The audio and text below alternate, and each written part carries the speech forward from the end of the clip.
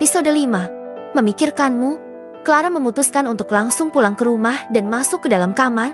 Dia sungguh tidak ingin bertemu dengan Davy karena pria itu pasti akan memaksanya untuk mengurungkan keinginannya yang ingin membatalkan pertunangan dengan Devon.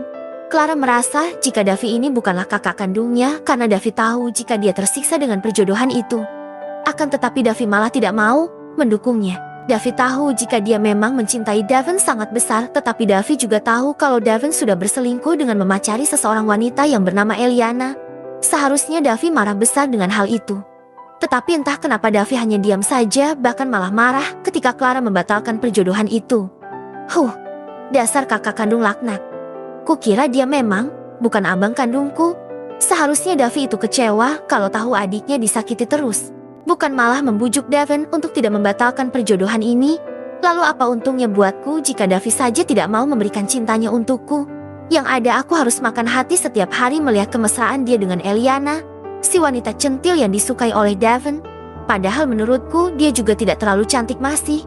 Banyakan aku cantiknya. Clara bergumam sendiri dengan perasaan dongkol. Gara-gara pria itu juga membuatnya harus berurusan dengan Arka, si dosen tampan yang super menyebalkan.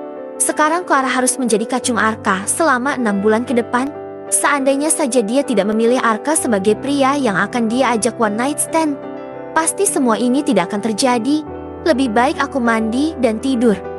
Wanita cantik itu memutuskan untuk masuk ke dalam kamar mandi untuk membersihkan diri. Sungguh hidupnya benar-benar berantakan hanya karena cinta. Clara berjanji akan menghapus semua perasaannya pada Devon meskipun itu sulit. Dia tidak ingin mengejar cinta pria yang tidak pernah mencintainya sama sekali. Di tempat lain, Devon kesal sekali karena Davy mengancamnya agar tidak memutuskan pertunangannya dengan Clara. Padahal dia sudah menantikan momen itu agar dia bisa bersama dengan wanita yang dicintainya. Kamu kenapa sih? Kok dari tadi mukanya jutek amat? Tanya Elina memeluk leher Devon dari belakang. Pria itu menoleh dan tersenyum. Kemudian mencium pipi Elina yang ada di sampingnya.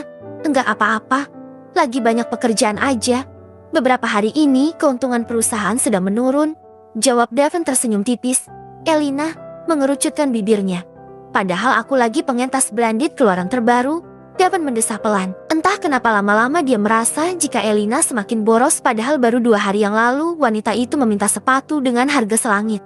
Namun, Devon sudah terlalu bucin dengan wanita itu, hingga dia akhirnya mengiyakan permintaannya meskipun tidak bisa langsung memberikan. Baiklah, besok kalau proyek di Kalimantan sudah selesai, aku janji akan membelikan kamu tas itu. Tapi sekarang masih belum bisa sayang. Dana yang harus dikeluarkan oleh perusahaan sudah sangat besar dan kamu tahu sendiri kan jika aku ini belum menjadi CEO di kantor ini. Ujar Devon. Memang perusahaan itu masih menjadi milik sang ayah. Dia bahkan belum mendapatkan apa-apa dari harta warisan karena memang ayahnya masih sehat walafiat. Devon bahkan sudah lupa jika dia masih digaji oleh ayahnya sendiri. Tetapi dia sudah sangat memanjakan Elina. Iya deh, kalau gitu aku pergi dulu. Mau ke salon? Ujar Elina mencium pipi Devon kemudian pergi begitu saja dari ruangannya. Senyum di bibir Devon perlahan surut. Dia sudah kehabisan uang. Perusahaan juga tidak sedang baik-baik saja. Perusahaannya kini tengah disokong dana dari perusahaan milik Davy. Jika dia berulah dan mengiyakan keputusan Clara untuk memutuskan perjodohan, Davy akan mengambil semua saham miliknya. Tidak, aku tidak boleh gegabah. Meskipun aku menikah dengan Clara, tapi aku masih bisa berhubungan dengan Elina. Jetty, Clara tidak boleh memutuskan pertunangan ini. Devon mengambil ponselnya dan menghubungi nomor Clara. Akan tetapi nomornya tidak bisa dihubungi. Sial, dia memblokir nomorku. Devon kesal, ternyata Clara tidak main-main dengannya. Apa benar jika Clara telah berpaling darinya karena pria itu?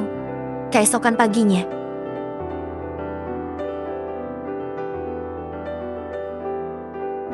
Clara terkejut ketika melihat siapa yang ada di hadapannya. Devon pagi-pagi sudah mendatanginya ke rumah.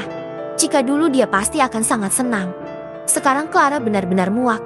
Clara akuing, minggir, gue mau keluar.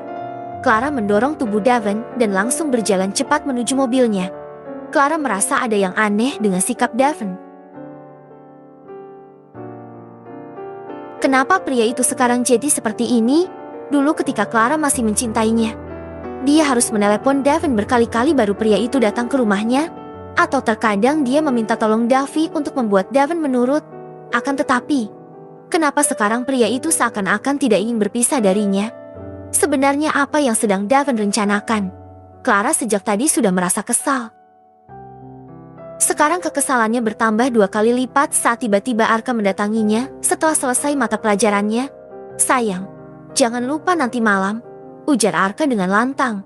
Clara menatap sekeliling dan melihat beberapa orang yang ada di tempat itu menatap ke arahnya. "Pak, kenapa Bapak membuat semua orang jadi salah paham?" bisik Clara dengan tajam. "Loh, memang benar. Kan, kamu udah putus dari tunanganmu dan kita sekarang berpacaran." Clara ingin sekali menyumpal mulut Arka. Apa sih sebenarnya yang pria ini mau? Dengan sedikit tarikan kuat, Clara membawa Arka keluar dari dalam kelas dan menariknya ke ujung lorong. "Bapak sengaja?" "Iya, iya, kan memang kita sekarang pacaran. Kamu udah lupa perjanjian kita?" Clara melotot mendengar ucapan Arka. "Atau kamu mau ingkar? Apa kamu mau aku sembar?" Iya, aku ingat." Clara menutup mulut Arka dengan telapak tangannya. Matanya melotot, sungguh tidak pernah terbayang di benaknya jika ia harus berurusan dengan dosen yang sangat dibencinya di kampus. "Saya tahu kalau wajah saya sangat tampan. Apakah kamu sedang mengaguminya?" ucap Arka tersenyum menyeringai. "Ah, Anda jangan terlalu percaya diri." "Ya, saya hanya tidak menyangka jika orang seperti Anda bisa melakukan perbuatan yang tidak terpuji." "Oh, lalu siapa yang memaksaku untuk menidurinya?"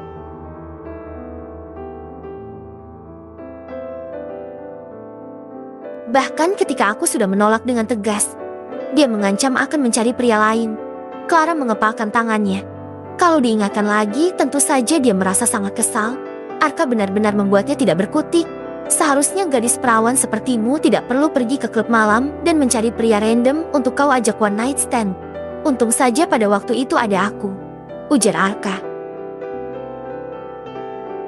Kalau tidak, mungkin saat ini kamu sudah dimanfaatkan oleh pria-pria di sana.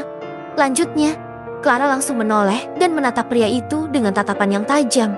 "Bukankah sekarang aku juga sedang Anda manfaatkan? Itu artinya sama saja." "Sudahlah, tidak perlu berdebat," ucap Arka datar. "Kenapa Anda berbohong pada semua orang?" "Apa? Untungnya sih. Bahkan misalkan kita berpura-pura tidak saling kenal di kampus. Anda juga tidak dirugikan. Kita bisa bersandiwara di depan kedua orang tua Bapak saja. Tidak perlu sampai di kampus," ujar Clara mengerucutkan bibirnya. Arka menoleh sebentar ke arah Clara dan menatap wanita itu seksama. "Dulu memang kita tidak pernah saling bertegur sapa. Tapi kamu tidak akan tahu. Semenjak malam itu, aku juga tidak bisa berhenti memikirkanmu." Bersambung.